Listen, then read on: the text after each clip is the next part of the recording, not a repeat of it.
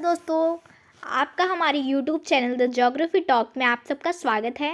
आज हम लोग एटमॉस्फेयर वायुमंडल के बारे में चर्चा करेंगे। तो आइए इस क्लास को स्टार्ट करते हैं। अगर आपने हमारे चैनल को सब्सक्राइब नहीं किया है तो प्लीज़ हमारे चैनल को सब्सक्राइब करें, लाइक करें और शेयर करें। आइए स्टार्ट करते हैं। वायुमंडल एक बहुस्तरीय गैसीय आवरण है जो कि पृथ्वी को चारों तरफ से घेरे हुए है, आवृत किए हुए है। जो वायुमंडल है वो एक गैसीय आवरण है जो कि पृथ्वी को चारों तरफ से घेरे हुए है तथा प्राकृतिक पर्यावरण एवं जीवमंडलीय पारिस्थितिक तंत्र का एक महत्वपूर्ण संगठन है। क्योंकि जीवमंडल के सभी जीवधारियों के अस्तित्व के लिए इससे सभी आवश्यक गैसें, ऊष्मा, जल जो है उसकी महत्वपूर्ण होना ज़रूरी है। वायुमंडल पृथ्वी से उसके गुरुत्वाकर्षण बल के द्वारा संबंधित है। वायुमंडल जो है वो पृथ्वी से उसके गुरुत्वाकर्षण बल के द्वारा संबंधित है। वायुमंडल सूर्य से आने वाली विकिरण तरंगों को छानने का भी कार्य करता है, जिसे हम वायुमंडल को हम छननी के रूप में देख सकते हैं कि सूर्य से जो किरणें आती हैं, विकिरण आती है, उसको छान के, जैसे कि हम ले सकते हैं कि समताप मंडल में जो ओजोन परत होती है वो सूर्य से आने वाली पराबैंगनी किरण को पृथ्वी पर आने से रोकती है। तो ये जो है एक छननी का काम करती है कि जो हमारे हेल्थ के लिए हार्म है, जो रेस उसको वो पृथ्वी पे आने से रोकती है। तो हम इसे वायुमंडल को हम पृथ्वी का कंबल कहते हैं। ना तो ये पृथ्वी को अधिक गर्म होने देता है ना ठंडा होने देता है, बैलेंस, इसके टेम्परेचर को बैलेंस में रखता है। यह पराबैंगनी सौर विकिरण तरंगों का अवशोषण कर लेती है। कौन? ओजोन परत, ओजोन लेयर जो है वो पराबैंगनी विकिरण, सौर विकिरण का जो है वो उसको सोख लेती है, जिससे उन्हीं इस प्रकार पृथ्वी की सतह तक पहुंचने से रोकती है और धरातल को अत्यधिक गर्म होने से बचाती है। सागर तल से 16 से 29,000 किलोमीटर तक वायुमंडल की जो ऊंचाई का अनुमान लगाया गया है। वायुमंडल को कई परतों और कई मंडलों में विभाजित किया गया है, जिसे हम आगे अपनी इस क्लास में देखेंगे। तो बने रहिए हमारी इस क्लास में।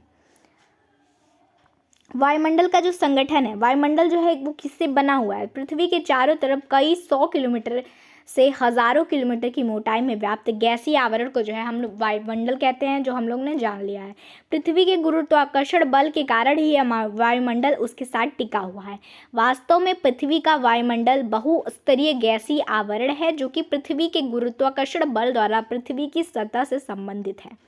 जो वायुमंडल है वो पृथ्वी से उसके गुरुत्वाकर्षण बल द्वारा संबंधित है और ये पृथ्वी को चारों तरफ से जो है घेरे हुए है, एक कंबल का काम करता है। यह पृथ्वी को ना तो अत्यधिक गर्म होने देता है और ना ही अत्यधिक ठंडा होने देता है। तो वायुमंडल हमारे लिए बहुत ही ज़रूरी है। इसमें कई प्रकार की गैसें पाई जाती हैं। जैसे इसमें जो है वायुमंडल 3 आधारभूत तत्वों के संगठन से मिलकर बना हुआ है: गैस, जलवाष्प और एरोसोल। गैसों से, जलवाष्प से और एरोसोल से जो वायुमंडल जो है 3 आधारभूत संगठनों से मिलकर बना हुआ है। तो अब आइए हम लोग देखते हैं कि जो गैस है वो क्या होती है।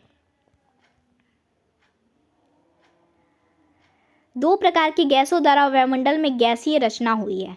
जो 2 प्रकार की गैसें हैं उसमें उससे जो है वायुमंडल की गैसीय रचना हुई है। वो कौन सी गैसें हैं? वो स्थायी या फिर स्थिर गैस और परिवर्तनशील गैस, ये 2 प्रकार की गैसों से जो है वायुमंडल की रचना हुई है। तो स्थायी गैस क्या होती है? अस्थायी गैस में आपका नाइट्रोजन, ऑक्सीजन और आर्गन आ जाता है।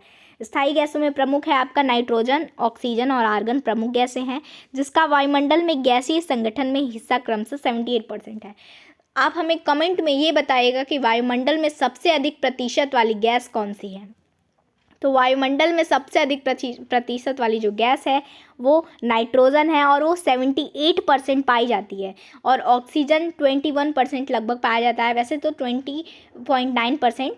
तो और जो ऑर्गन है वो 0.9% पाई जाती है। तो ये जो 3 गैसें हैं, नाइट्रोजन, ऑक्सीजन और आर्गन, वो स्थायी गैसें होती हैं, जिसका जो वो संगठन है हम ज्ञात है कि हमारे वायुमंडल में ये 80 किलोमीटर तक पाई जाती हैं। 80 किलोमीटर की ऊंचाई तक निचले वायुमंडल में स्थायी या स्थानीय गैसों स्थिर या स्थायी गैसों का प्रतिशत स्थिर रहता है। वायुमंडलीय गैसों में नाइट्रोजन का सर्वाधिक प्रतिशत है। यहाँ पे बताया गया है कि वायुमंडलीय जो गैसें हैं उसमें नाइट्रोजन का सर्वाधिक प्रतिशत है, परंतु यह अन्य गैसों के समान अधिक सक्रिय नहीं होती है। नाइट्रोजन जीवमंडल में भी सभी जीवधारियों के लिए आवश्यक होती है। हमें आप कमेंट में ये बताइएगा कि कौन सा ऐसा पौधा है जो नाइट्रोजन स्थिरीकरण करता है। ठीक है, तो जो नाइट्रोजन है वो जीवधारियों के लिए आवश्यक है क्योंकि यह एमिनो एसिड का आवश्यक अंश होता है। इससे प्रोटीन का निर्माण होता है। नाइट्रोजन वायुमंडल में सामान्यतः 7 रूपों में पाया जाता है, जो कि NO2, NO2 और NO2 है, NH है और NH3 है, HNO2 है। इन सब 7 रूपों में जो है नाइट्रोजन पाया जाता है हमारे वायुमंडल में। यदि नाइट्रोजन का वायुमंडलीय गैसों में सर्वाधिक भाग होता है, परंतु जीवित जीव इसे प्रत्यक्ष रूप से ग्रहण नहीं करता है। जो जीवित जीव है वो नाइट्रोजन को प्रत्यक्ष रूप से ग्रहण नहीं करता है, परंतु बल्कि पौधे मिट्टी से अपनी जड़ों से नाइट्रोजन को अमोनियम नमक के रूप में प्राप्त करते हैं, जबकि जंतु नाइट्रोजन पौधे एवं उसके उत्पादों से भक्षण द्वारा प्राप्त करते हैं। जो पौधे हैं वो मिट्टी से अपनी जड़ों द्वारा जो है प्राप्त करते हैं नाइट्रोजन को, और जो जंतु होते हैं वो पौधों के उत्पाद द्वारा जो है नाइट्रोजन को खा के प्राप्त करते हैं। मतलब पौधों का जो उत्पाद होता है उसको हम लोग खा के नाइट्रोजन को प्राप्त करते हैं। ऐसे डायरेक्ट हम लोग नाइट्रोजन को नहीं ले सकते हैं। ऑक्सीजन जो है रासायनिक दृष्टि से अत्यधिक सक्रिय होती है, क्योंकि यह जीवमंडल के अधिकांश तत्वों में आसानी से मिल जाती है। ऑक्सीजन जीवित पदार्थों में 70% एटम का निर्माण करता है तथा कार्बोहाइड्रेट, वसा एवं प्रोटीन के निर्माण में इसकी अहम भूमिका होती है। जो ऑक्सीजन है वो जीवधारियों में आसानी से मिल जाता है और ये प्रोटीन, कार्बोहाइड्रेट और वसा के निर्माण में अहम भूमिका निभाता है। आणविक ऑक्सीजन सामान्यतः निचले वायुमंडल में 60 किलोमीटर तक पाए जाते हैं। ठीक है, परिवर्तनशील गैसें क्या होती हैं? परिवर्तनशील गैसों में जलवाष्प आ जाते हैं, वाटर वेपर आ जाता है, कार्बन डाइऑक्साइड आ जाती है, ओजोन आ जाती है, हाइड्रोजन आ जाता है, हीलियम और नियॉन, क्रिप्टॉन, जिनॉन, ये सारी मीथेन, ये सारी गैसें आ जाती हैं, परिवर्तनशील गैसों के रूप में आ जाती हैं। जलवाष्प मौसम संबंधी अत्यधिक महत्वपूर्ण होता है। मौसम की जो वर्षा होती है, हिमपात होता है, ओला होता है, कोहरा होता है, कुहासा होता है, इन सब के लिए जो है जलवाष्प बहुत बड़ा रोल प्ले करता है हमारे वायुमंडल में। तो आइए हम लोग देखते हैं कि जो है ये अपरिवर्तनशील गैसों का क्या रोल है। तो ओजोन, मैंने आपको बताया कि ओजोन वास्तव में ऑक्सीजन की 3 एटम आइसोटोप O3 इसका जो है वो सूत्र होता है, अर्थात ओजोन ऑक्सीजन का त्रिएटॉमिक रूप होता है। यह हल्के नीले रंग का उत्तेजक गैस होती है तथा इसकी गंध तीखी होती है। ओजोन एक प्रबल ऑक्सीकारी कारक जो अधिक सांद्रण हो जाने पर विस्फोट के साथ विघटित हो सकती है। ज्ञात है कि किसी न किसी मात्रा में ओजोन वायुमंडल में सभी ऊंचाइयों पर विद्यमान होते हैं, परंतु इसका सर्वाधिक सांद्रण जो है 10 से 50 किलोमीटर। ये जो ओजोन परत है वो समताप मंडल में पाई जाती है। अभी हम लोग आगे देखेंगे कि जो वायुमंडल है वो कई परतों और कई मंडलों में विभक्त है, जिसमें से समताप मंडल में जो है ओजोन परत पाई जाती है, जो कि सूर्य से आने वाली पराबैंगनी किरण को अवशोषित करती है, जिससे वो पृथ्वी पर पहुंच नहीं पाती हैं, क्योंकि वो हमारे लिए हार्म होती हैं। उससे स्किन कैंसर्स या फिर स्किन से रिलेटेड बहुत सारी बीमारियां हो सकती हैं अगर वो पृथ्वी पे आ जाएं तो 10 से 50 किलोमीटर की ऊंचाई तक ही होती हैं। इस मंडल में भी इसका अधिकतम सांद्रण 12 से 35 किलोमीटर की ऊंचाई के मध्य रहता है। 20 से 25 किलोमीटर की ऊंचाई पर ओजोन का सर्वाधिक सांद्रण रहता है। इस तरह ओजोन का सर्वाधिक सांद्रण समताप मंडल के निचले भाग में रहता है। इसी कारण इसे समताप मंडलीय ओजोन भी कहा जाता है। ठीक है, समताप मंडलीय ओजोन भी कहा जाता है। ओजोन एक अस्थिर गैस है क्योंकि इसका निर्माण एवं विनाश होता रहता है। इसका जो निर्माण है, विनाश है, वो होता रहता है, इसीलिए हम लोग इसको अस्थिर गैस के नाम से जानते हैं। 80 से 100 किलोमीटर की ऊंचाई पर वायुमंडल में पराबैंगनी विकिरण या तड़ित झंझा के दौरान विद्युत विसर्जन के कारण ऑक्सीजन के अणुओं का विखंडन या अलगाव निम्न रूपों से जो है ओजोन बनती है। अब हम लोग आते हैं कार्बन डाइऑक्साइड, CO2, एक प्रमुख परिवर्तनशील गैस है जिसका वायुमंडलीय गैस के संगठन में 0.03% का योगदान रहता है। 0.03% का योगदान रहता है। कार्बन डाइऑक्साइड की दो प्रमुख भूमिका होती है। कार्बन डाइऑक्साइड प्रकाश संश्लेषण में सहयोगी होती हैं, जिसके अंतर्गत स्वपोषी एवं प्रकाशपोशी हरे पौधे सूर्य के प्रकाश से के माध्यम से ऑक्सीजन, हाइड्रोजन और कार्बन डाइऑक्साइड को सम्मिलित करके जैविक पदार्थ का निर्माण करते हैं। और वायुमंडलीय कार्बन डाइऑक्साइड प्रवेशी सौर विकिरण तरंगों के लिए पारदर्शी होती हैं। तो सूर्य से आने वाली सौर विकिरण तरंगे होती हैं, उसके लिए जो है कार्बन डाइऑक्साइड जो है पारदर्शी होता है, उसको वो पृथ्वी पे आने से रोक नहीं सकता है। वो पृथ्वी पे आती हैं, उसके लिए पारदर्शी होता है, परंतु जो पृथ्वी से दीर्घ तरंगों के रूप में वापस बहिर्गामी पार्थिव विकिरण जो है के लिए अपारदर्शी होता है अथवा अवरोधिक होता है।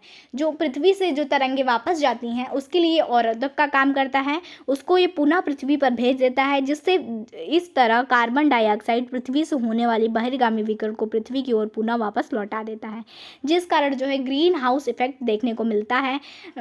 और हमारे पृथ्वी के धरातल पर जो है तापमान में अत्यधिक वृद्धि होती है, जिसे हम ग्रीन हाउस इफेक्ट के नाम से जानते हैं। इससे जो है पृथ्वी में ऊष्मा बढ़ती है, ग्लोबल वार्मिंग की समस्या होती है, और इस टाइम विश्व में जो है ग्लोबल वार्मिंग की समस्या बहुत बढ़ गई है, जिससे जो है वैश्विक स्तर पर जलवायु परिवर्तन की समस्या उत्पन्न हो गई है। तो कार्बन डाइऑक्साइड जो है वो सूर्य से आने वाली सौरवी विकिरण के लिए पारदर्शी होता है, लेकिन जो पृथ्वी से बहिर्गामी पार्थिव विकिरण जो जाती हैं उसके लिए अपारदर्शी होता है, जिसके कारण हमारी पृथ्वी से वो पुनः वापस आ जाती हैं, जिससे हमारी पृथ्वी अत्यधिक गर्म होती है। इससे ग्लोबल वार्मिंग का खतरा होता है, और ग्रीन हाउस इफेक्ट ही हम इसे ही ग्रीन हाउस इफेक्ट के नाम से जानते हैं। तो कार्बन डाइऑक्साइड जो है एक ग्रीन हाउस गैस है। ठीक है। एरोसोल क्या होता है? तो एरोसोल जो होता है वायुमंडल में निलंबित कणीय पदार्थ, जो छोटे छोटे कण होते हैं, कणीय पदार्थ और तरल बूंदों के रूप में एरोसोल के रूप में सम्मिलित रूप को ही जो है एरोसोल कहते हैं। इसके अंतर्गत ज्वालामुखी उद्भेदन के समय निःसृत धूल एवं राख कण, जुते हुए खेत से उड़ने वाले धूल के कण, और रेगिस्तान से उड़ाए गए रेत के कण, चट्टानों के यांत्रिक अपक्षय से प्राप्त सैलों के कण, सागरीय सतह से निकले नमक के कण, उल्का के कण, जैविक पदार्थों जैसे कि बैक्टीरिया, पराग और बीज, धूल एवं कालिख आदि को सम्मिलित किया जाता है। तो एरोसोल जो है वो छोटे छोटे कण होते हैं, ये हमारे वायुमंडल में उपस्थित होते हैं, तभी हमारी संघनन की क्रिया होती है। ठीक है। इसी के से ही जो है संघनन की क्रिया होती है। तो ये हमारे वायुमंडल का बहुत ही महत्वपूर्ण पार्ट होते हैं। अब आते हैं जलवाष्प। जलवाष्प क्या होता है? तो यद्यपि जलवाष्प की गणना वायुमंडलीय गैसों के अंतर्गत की जाती है, जलवाष्प की गणना जो है वायुमंडलीय गैसों के अंतर्गत की जाती है, परंतु इसका अलग से विवेचन इसलिए आवश्यक है कि यह वायुमंडल का एक महत्वपूर्ण घटक है तथा इसके कारण संघनन एवं वर्षा के विभिन्न रूप, एक प्रकार कोहरा, पाला, ओसा, हिमपात, जल वर्षा, ये सारी चीज़ें इससे ही संभव हो पाती हैं। वास्तव में जलवाष्प जल का गैसीय रूप है। जलवाष्प जो है वो जल का गैसीय रूप है। जैसे कि हमारी पृथ्वी पे वाष्पीकरण होता है तो जल वाष्प के रूप में बदलता है, फिर ऊपर जाके वो संघनन होता है, तो जलवाष्प जो है, जलवाष्प का संघनन होता है तो फिर जल के रूप में या फिर हिमकणों के रूप में वो उसमें बदलता है। तो जलवाष्प जो है वो जल का ही गैसीय रूप है। वायुमंडल में जलवाष्प की मात्रा में अधिकाधिक स्थानीय एवं कालिक विभिन्नता होती है। क्षैतिज रूप से जलवाष्प की मात्रा ध्रुवों यहाँ की शुष्क ठंडी हवाओं से इसका प्रतिशत समस्त वायुमंडलीय जलवाष्प का 0.02 है। ये भूमध्य रेखा की ओर बढ़ती जाती हैं। आर्द्र उष्णकटिबंधीय क्षेत्र में 50 से 70 अक्षांशों पर धरातलीय हवाओं के जलवाष्प की मात्रा 2.6%, 0.9%, 0.2% रहती है। वायुमंडल में ऊंचाई के साथ भी जलवाष्प की मात्रा घटती जाती है। जैसे जैसे हम वायुमंडल में ऊपर जाते हैं जलवाष्प की जो मात्रा है वो घटती जाती है। जलवाष्प प्राथमिक हरितगृह गैस भी होती हैं। जो जलवाष्प है वो प्राथमिक हरितगृह गैस भी होती हैं, क्योंकि प्रवेशी सौर विकिरण के स्व अल्पांश का अवशोषण कर लेती हैं। ठीक है। ये प्रवेशी सौर विकिरण के 100 अल्पांश का अवशोषण कर लेती हैं, परंतु पृथ्वी से होने वाले विकिरण के अधिकांश भाग का अवशोषण करती हैं। इस तरह यह पृथ्वी की सतह को गर्म रखती हैं। जो जलवाष्प है वो पृथ्वी से जो सौर विकिरण जाती है उसका अधिकांश भाग का यह अवशोषण कर लेती हैं, जिससे पृथ्वी की सतह है वो गर्म हो जाती है। वायुमंडलीय सकल जलवाष्प का 90% से अधिक भाग वायुमंडल में 5 किलोमीटर की ऊंचाई तक पाया जाता है। यदि एक ही समय में वायुमंडल की समस्त जलवाष्प का एक साथ संघनन कर दिया जाए तो पृथ्वी के चारों तरफ उसकी सतह पर 2.5 सेंटीमीटर मोटी जल की सतह का निर्माण हो जाएगा। वायुमंडल में स्थल जलवाष्प स्थित जलवाष्प की न्यून मात्रा भी विभिन्न प्रकार के मौसम की घटनाओं को घटित होने के लिए समर्थ है। अब हम लोग आते हैं स्ट्रक्चर ऑफ एटमॉस्फेयर। वायुमंडल की संरचना क्या है? तो पृथ्वी के वायुमंडल की रचना कई संकेंद्रीय परतों और मंडलों से हुई है। जो पृथ्वी का वायुमंडल है वो कई परतों में और कई सारे मंडलों में विभाजित है। तो आइए हम देखते हैं कि जो पृथ्वी का वायुमंडल है वो कितनी परतों और कितने वो में विभाजित है। तो वायुमंडल की परतीय संरचना को 2 आधार पर वर्गीकृत किया गया है। पहला जो आधार है वो तापीय विशेषता और दूसरा है रासायनिक विशेषता। रासायनिक विशेषता और तापीय विशेषता के आधार पर वायुमंडल की संरचना को 2 भागों में विभक्त किया गया है। अब आते हैं तापीय विशेषता क्या है इसकी। तो तापमान एवं वायुदाब की विशेषता के आधार पर वायुमंडल के स्तरीकरण को विभिन्न वैज्ञानिकों ने अलग अलग रूपों में विभाजित किया है। तो इसमें जो एक वैज्ञानिक हैं एस पीटरसन ने पृथ्वी के चारों ओर जो व्याप्त वायुमंडल है उसको 5 लंबवत परतों में 5 लंबवत मंडलों में विभाजित किया है। क्षोभ मंडल, समताप मंडल, ओजोन मंडल, आयन मंडल और आयतन मंडल। लेकिन कई सारे जो वैज्ञानिक हैं वो ओजोन मंडल को समताप मंडल में मानते हैं, आयन मंडल को आयतन मंडल में मानते हैं। ठीक है। अब हम लोग आते हैं कि जो अधिकांश वैज्ञानिक ओजोन मंडल को समताप मंडल तथा आयन मंडल को आयतन मंडल में सम्मिलित किया है। सामान्य रूप से वायुमंडल की ऊंचाई के साथ 4 तापीय मंडल पाए जाते हैं। 4 मंडल पाए जाते हैं, जिसको क्षोभ मंडल को हम परिवर्तन मंडल के नाम से भी जानते हैं। इसके कई सारे नाम हैं। तो क्षोभ मंडल को परिवर्तन मंडल के नाम से जानते हैं। इसको हम पृथ्वी के ढक्कन के नाम से जानते हैं। सारी मौसमी घटनाएं इसी मंडल में घटित होती हैं। आइए हम लोग देखते हैं। तो पहले कौन कौन से मंडल में विभक्त किया गया है? जो 4 मंडल हैं, परिवर्तन मंडल या क्षोभ मंडल, समताप मंडल, मध्य मंडल और ताप मंडल। ठीक है। आइए हम लोग देखते हैं क्षोभ मंडल। क्षोभ मंडल जो है वायुमंडल की सबसे निचली परत को हम लोग क्षोभ मंडल कहते हैं। इसे हम परिवर्तन मंडल के नाम से भी जानते हैं। इस परत को टोपोस्फीयर के रूप में नामकरण टोपोस्फीयर के रूप में जो नामकरण है वो टिज़रेंस डी बोट ने किया था। टोपोस ग्रीक भाषा का शब्द है जिसका अर्थ होता है मिश्रण या फिर मिक्सिंग या फिर विक्षोभ। इसका अर्थ होता है टोपोस जो है ग्रीक भाषा का एक शब्द है जिसका अर्थ होता है मिश्रण या फिर मिक्सिंग। ठीक है। इस कारण से इस परत या मंडल को विक्षोभ मंडल के नाम से भी जाना जाता है। इस परत को विक्षोभ एवं भंवर के प्रभुत्व के कारण संवहनीय परत भी कहा जाता है। तो इस परत का कितना नाम हो गया? परिवर्तन मंडल, विक्षोभ मंडल, टोपोस्फीयर, संवहन मंडल, बहुत सारे नाम इसके हैं। मौसम एवं जलवायु की दृष्टि से क्षोभ मंडल सर्वाधिक महत्वपूर्ण है, क्योंकि सारी मौसमी घटनाएं जो होती हैं वो इसी मंडल में घटित होती हैं। जैसे कि वाष्पीकरण हो गया, संघनन हो गया, वर्षा, कोहरा, बादल आना, ओस, पाला, हिम, टॉर्नेडो, चक्रवात और तड़ी झंझा, ये सारी जो वायुमंडलीय तूफान, हरिकेन, ये सारे जो भी मौसमी घटनाएं होती हैं वो इसी मंडल में घटित होती हैं। और यही जो है वायुमंडल का सबसे निचला मंडल है। और इस मंडल में वायुमंडल की समस्त गैसीय द्रव्यमान का 75% जो है समस्त गैसीय द्रव्यमान का इसी मंडल में जो है केंद्रित है। इसके अलावा अधिकांश जलवाष्प, एरोसोल तथा प्रदूषण भी इसी मंडल में पाया जाता है। जीवधारियों की दृष्टि से भी क्षोभ मंडल सर्वाधिक महत्वपूर्ण है, क्योंकि मानव सहित सभी जीव जीवों का अस्तित्व क्षोभमंडल में होने वाली मौसमी घटनाओं के कारण ही संभव हो पाया है। तो ये जीवधारियों के लिए भी बहुत ही महत्वपूर्ण मंडल है, क्योंकि इसमें जो मौसमी घटनाएं हैं उसी के कारण जो है मानव और जीवों का अस्तित्व का संभव हो पाया है। इस मंडल को परिवर्तन मंडल इसलिए कहा जाता है क्योंकि ऊंचाई के साथ इसमें जो है तापमान, जलवाष्प, एरोसोल एवं गैसों के अनुपात में परिवर्तन होता है। जैसे जैसे हम ऊपर बढ़ते जाते हैं उसमें तापमान में कमी होती है, जलवाष्प में कमी होती है, एरोसोल में कमी होती है और गैसों का अनुपात भी कम होता जाता है। हम लोगों ने देखा था कि जो गैसों का अनुपात है वो 80 किलोमीटर तक ज़्यादा से ज़्यादा रहता है। ठीक है। सामान्यतः क्षोभमंडल को 2 या 3 उपमंडलों में विभक्त किया गया है। यह क्षोभमंडल को द्विमंडलीय सिस्टम माना जाए तो अगर हम क्षोभमंडल को जो है द्विमंडलीय सिस्टम माना जाए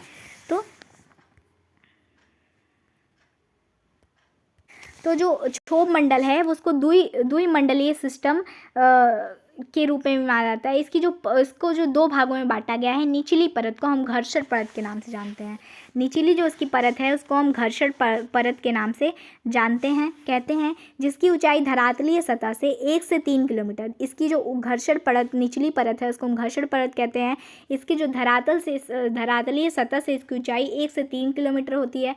और इसे घर्षण परत इसलिए कहा जाता है क्योंकि धरातलीय सतह द्वारा हवाओं की दिशा एवं गति में अत्यधिक घर्षण एवं रुकावट उत्पन्न होती है। इस निचली परत में तापीय प्रतिलोमन वो होता है जब यह स्थिति उस समय होती है कि जब गर्म हवा अपेक्षाकृत ठंडी हवा के ऊपर आ जाती है, तो इस स्थिति को हम लोग तापीय प्रतिलोमन की दशा कहते हैं। ठीक है। तो ये नोट कर लीजिएगा कि तापीय प्रतिलोमन बहुत इंपॉर्टेंट हो जाता है कि तापीय प्रतिलोमन क्या होता है। ठीक है। तो इसे घर्षण परत कहते हैं। तापीय प्रतिलोमन की क्रिया भी सर्वाधिक सक्रिय होती है। यह स्थिति उस समय उत्पन्न होती है जब गर्म हवा अपेक्षाकृत ठंडी हवा के ऊपर आ जाती है। धरातलीय दशाओं में दिन प्रतिदिन बदलाव से यह परत अत्यधिक प्रभावित होती है। ऊपरी परत जो है धरातलीय घर्षण से अधिक प्रभावित नहीं होती है। जो धरातलीय घर्षण परत को हम लोग डिवाइड किए थे, उससे जो ऊपरी परत है वो अधिक प्रभावित नहीं होती है। इस पर दैनिक धरातलीय दशाओं में परिवर्तन का न्यूनतम प्रभाव होता है। यह परत द्वितीय वायुमंडलीय संरचना, ये जो परत है वो द्वितीय वायुमंडलीय संरचना यथा चक्रवाती एवं प्रतिचक्रवाती संरचना से सर्वाधिक प्रभावित होती है। इस जो परत में जो ऊपरी परत है उसमें चक्रवाती संरचना और प्रतिचक्रवाती दशाएं ज़्यादा देखने को मिलती हैं। क्षोभमंडल की सर्वाधिक महत्वपूर्ण विशेषता यह है कि इसमें बढ़ती ऊंचाई के साथ जो है क्षोभमंडल की सबसे ज़्यादा इंपॉर्टेंट विशेषता यह है कि सर्वाधिक ऊंचाई महत्वपूर्ण विशेषता है ये कि इसमें बढ़ती ऊंचाई के साथ जो है प्रति 1000 मीटर पर प्रति 1000 मीटर पर 6.5 सेल्सियस की दर से तापमान में कमी होती है।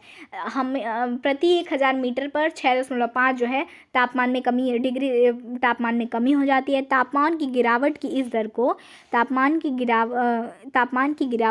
को तापमान का सामान्य पतन दर कहते हैं। ये भी आप लोग नोट कर सकते हैं, बहुत इंपॉर्टेंट है कि क्षोभमंडल में ऊंचाई बढ़ने के साथ साथ प्रति 1000 मीटर पर 6.5 डिग्री सेल्सियस दर से तापमान में कमी आती है। तापमान की गिरावट की इस दर को सामान्य पतन दर नॉर्मल लैप्स रेट के नाम से जानते हैं। ऊंचाई के साथ तापमान में यह कमी ऊंचाई के साथ वायुमंडलीय गैसों के घनत्व, वायुदाब एवं कणकीय पदार्थ की कमी के कारण होती है।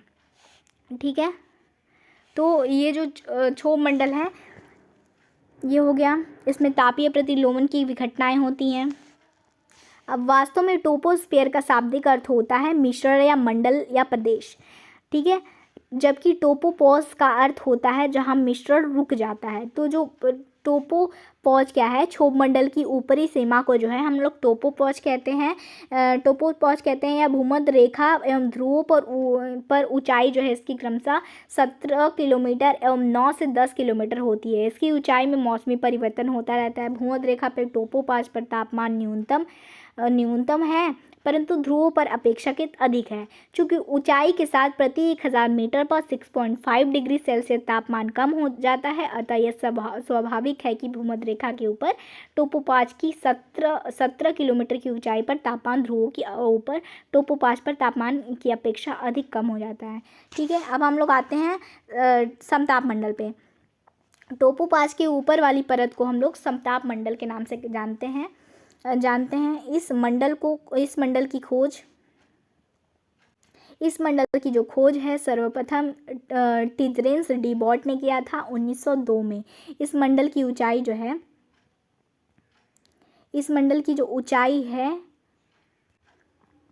ऊंचाई, मोटाई एवं तापीय दशा के विषय में परस्पर विरोधी मत है।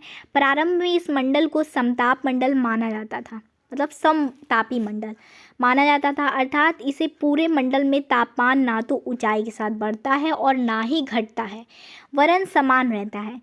परंतु इस विचारधारा का अब खंडन कर दिया गया है। कुछ लोगों ने समताप मंडल की मध्य अक्षांश के ऊपर ऊंचाई 25 से 30 किलोमीटर बताई है, जबकि दूसरे वर्ग में 80 किलोमीटर बताई गई है। औसतन रूप से समताप मंडल की जो ऊंचाई है वो 50 किलोमीटर मानी जाती है। इस मंडल में तापमान में परिवर्तन होता है या नहीं होता है, इसमें भी बहुत सारे लोगों का मत दिया गया है कि होता है नहीं होता है। कुछ विद्वानों का मानना है कि स्ट्रेटोस्फीयर समतापी है, अर्थात ऊंचाई के साथ तापमान में किसी भी तरह का परिवर्तन नहीं होता है, जबकि कुछ विद्वान मानते हैं कि ऊंचाई के साथ तापमान में वृद्धि होती है तथा यह 50 किलोमीटर की ऊंचाई से जो इस मंडल की ऊपरी सीमा है पर तापमान 0 डिग्री सेल्सियस हो जाता है। समताप मंडल की ऊपरी सीमा को स्ट्रेटोपोज कहते हैं। जो समताप मंडल की इस ऊपरी सीमा है उसको हम लोग स्ट्रेटोपोज कहते हैं, और जो क्षोभ मंडल की ऊपरी सीमा है उसको हम लोग टोपोपोज कहते हैं। तो ये आप लोग ध्यान रखिएगा। तापमान में वृद्धि इस मंडल में मौजूद ओजोन गैस द्वारा सौरवीक परावैंगनिक। तो हम लोग जानते हैं कि जो ओजोन परत है, ओजोन गैस है, वो आपका जो है समताप मंडल में ही मौजूद होती है, और जो सौर विकिरण को अवशोषित करती है, तो तरंगों को अवशोषित एवं कम घनत्व वाली विरल हवा के कारण होती है। स्थिर दशा, शुष्क पवन, मंद पवन संचार, बादलों का प्रायः अभाव, ओजोन के सांद्रण आदि के कारण इस मंडल में मौसम की घटनाएं कम ही घटित होती हैं। कभी कभी निचले समताप मंडल में सीरस बादल, जिन्हें मदर ऑफ पर्ल क्लाउड या फिर नेक्रियस क्लाउड कहते हैं, दिखाई पड़ते हैं। तो ये क्वेश्चन हर एग्जाम में आता है, वेरी वेरी इंपॉर्टेंट, कि जो मदर ऑफ पर्ल क्लाउड या फिर सीरस बादल या फिर नेक्रियस क्लाउड किस मंडल में पाए जाते हैं। तो ये आप लोग नोट कर लीजिएगा, ठीक है, दिखाई पड़ जाते हैं। निचले समताप मंडल जीवमंडलीय पारिस्थितिक तंत्र के जीवों के लिए अधिक महत्वपूर्ण होते हैं, क्योंकि इसी में जीवन रक्षक ओजोन गैस है वो निचले समताप मंडल में पाई जाती है। 15 से 35 किलोमीटर के मध्य सर्वाधिक सांद्रित होती है। ओजोन का सर्वाधिक सांद्रण 20 से 35 किलोमीटर की ऊंचाई पर होता है। यदि ओजोन की स्थिति 80 किलोमीटर की ऊंचाई तक पता लगाई गई है। अत्यधिक ओजोन वाली निचली परत को ओजोन मंडल कहते हैं। जो अत्यधिक ओजोन वाली निचली परत है उसे हम लोग ओजोन मंडल के नाम से जानते हैं, और ये 15 से 35 किलोमीटर। तो यद्यपि ओजोन मंडल की ऊपरी सीमा 55 किलोमीटर तक निश्चित की गई है। ओजोन का अर्थ उसके निर्माण एवं विनाश की प्रक्रिया का उल्लेख पहले किया जा चुका है। तो हम लोग देख चुके हैं कि ओजोन गैस कैसे बनती है। अब आते हैं हम लोग मध्य मंडल, मीजोस्फीयर। मध्य मंडल का विस्तार जो है सागर तल से 50 से 80 किलोमीटर, 50 से जो 80 किलोमीटर की ऊंचाई तक पाया जाता है। इस मंडल में ऊंचाई के साथ तापमान में पुनः गिरावट होने लगती है। ज्ञात है कि स्ट्रेटोपोज पर तापमान में की वृद्धि समाप्त हो गई है। इसके ऊपर तापमान घटने लगता है। तो स्ट्रेटोपोज के ऊपर जो है तापमान घटने लगता है। मध्य मंडल की ऊपरी सीमा अर्थात 80 किलोमीटर की ऊंचाई जो है, 80 किलोमीटर की ऊंचाई पर तापमान -80 डिग्री सेल्सियस हो जाता है। -80 डिग्री सेल्सियस हो जाता है तथा यह -100 डिग्री सेल्सियस से -133 डिग्री सेल्सियस तक हो सकता है।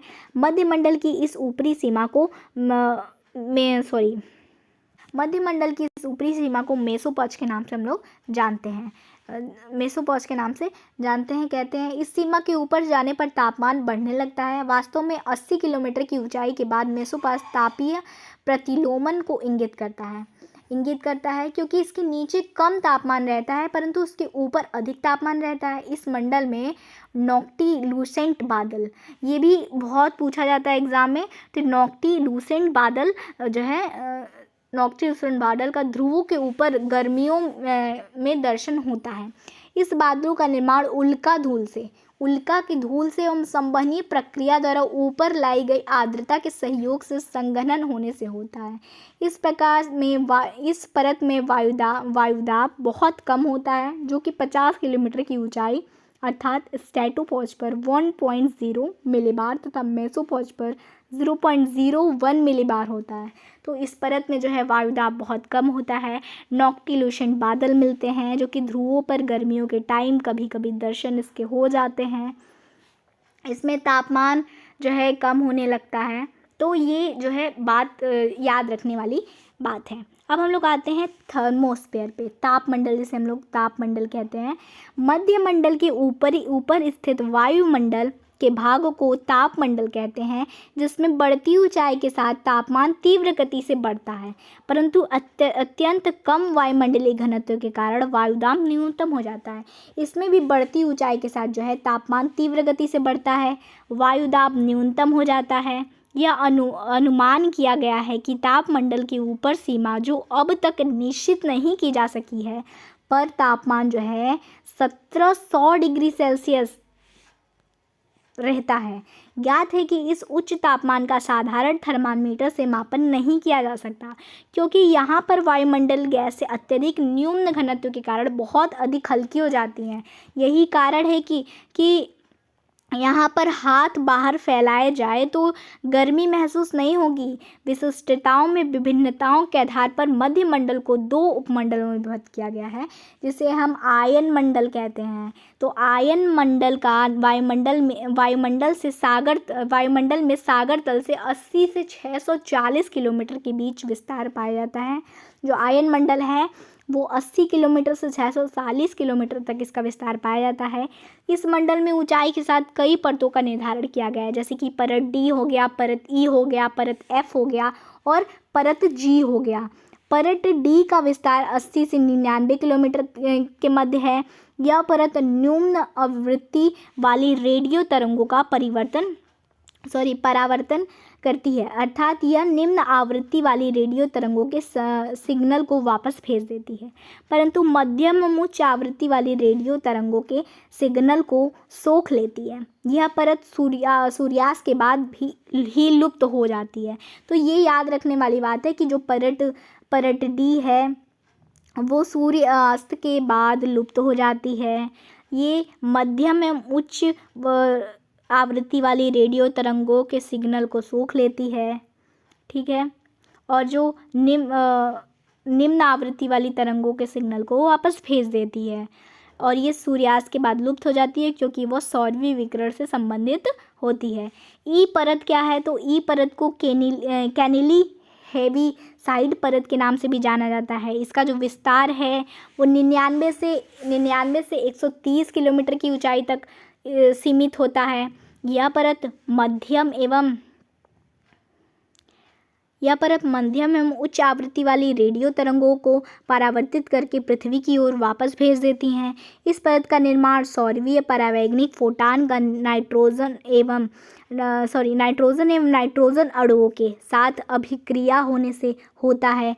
इस परत का भी सूर्यास्त के साथ अवसान हो जाता है, यानी कि सूर्यास्त के साथ ये भी परत लुप्त हो जाती है। परत डी और परत ई दोनों लुप्त हो जाती हैं। तो इसमें कई सारी जो एफ परत का निर्माण 2 परतों से हुआ है। F1 और F2 परत ये सम्मिलित रूप से अपलीटन परत के नाम से जानी जाती हैं और ये 150 से 380 किलोमीटर की ऊंचाई तक पाई जाती हैं। मध्यम एवं उच्च आवृत्ति वाली रेडियो तरंगों को पृथ्वी की ओर वापस परावर्तित कर देती हैं। जी परत ये 400 किलोमीटर के ऊपर पाई जाती है। 400 से 460 किलोमीटर के मध्य संभवतः इसकी स्थिति है दिन और रात दोनों वक्त रहती है। तो ये याद रखने वाली बात है कि जो जी परत है वो दिन और रात दोनों टाइम रहती है, ठीक है, दिन और रात दोनों वक्त रहती है, परंतु इसका पता लगाना संभव नहीं है, अभी पता नहीं लगाया गया है। अब आते हैं हम लोग आयतन मंडल क्या है। तो आयतन मंडल वायुमंडल का सबसे ऊपरी भाग प्रदर्शित करता है। वास्तव में हमें 640 किलोमीटर से ऊपर वाले वायुमंडल के विषय में बहुत कम जानकारी उपलब्ध है, ठीक है। घनत्व अत्यधिक कम हो जाता है, वायुमंडल अत्यधिक विरल हो जाता है, यानी कि गैसें बहुत ही कम वहाँ पे होती हैं। विरल होने के कारण निहारिका जैसा प्रतीत होता है, नेबुला जैसा प्रतीत होता है। इसकी बाह्य सीमा पर तापमान बहुत ज़्यादा हो जाता है, 5568 डिग्री सेल्सियस हो जाता है, परंतु यह तापमान धरातलीय वायु के तापमान से सर्वथा भिन्न होता है, ठीक है, क्योंकि इसे महसूस नहीं किया जा सकता। उल्लेखनीय है कि आयन मंडल के ऊपर वाले वायुमंडल को बाह्य वायुमंडल आउटर एटमॉस्फेयर कहा जाता है, जिसके अंतर्गत आयतन मंडल एवं चुंबक मंडल को सम्मिलित किया जाता है। इस मंडल में वॉन आयरन रेडिएशन बेल्ट जो वॉन एलन की रेडिएशन बेल्ट है वो स्थित होती है, जिसमें जो है अरोरा ऑस्ट्रियालिस और ऑरेलिया बोरियालिस की जो दक्षिणी ध्रुव और उत्तरी ध्रुव और दक्षिणी ध्रुव में जो घटनाएं होती हैं हम लोग देखते हैं, तो ये जो है चुंबक के कारण ही होता है। इसी कारण से उत्तरी ध्रुवीय प्रकाश ऑरोरा ऑस्ट्रियालिस ऑरोरा बोरियालिस की होने वाली घटनाएं हैं। अरोरा का शाब्दिक अर्थ होता है प्रातःकाल, जबकि बोरियोलिस तथा ऑस्ट्रियालिस का अर्थ क्रमशः उत्तरी एवं दक्षिणी होता है। इसी क्रम में इन्हें उत्तरी ध्रुव प्रकाश एवं दक्षिणी ध्रुवीय प्रकाश कहा जाता है। वास्तव में ऑरोरा बोरियोलिस जो है ब्रह्मांडीय चमकते प्रकाश होते हैं, जिसका निर्माण चुंबकीय तूफान के कारण सूर्य की सतह से विसर्जित इलेक्ट्रॉन तरंगों के कारण होता है।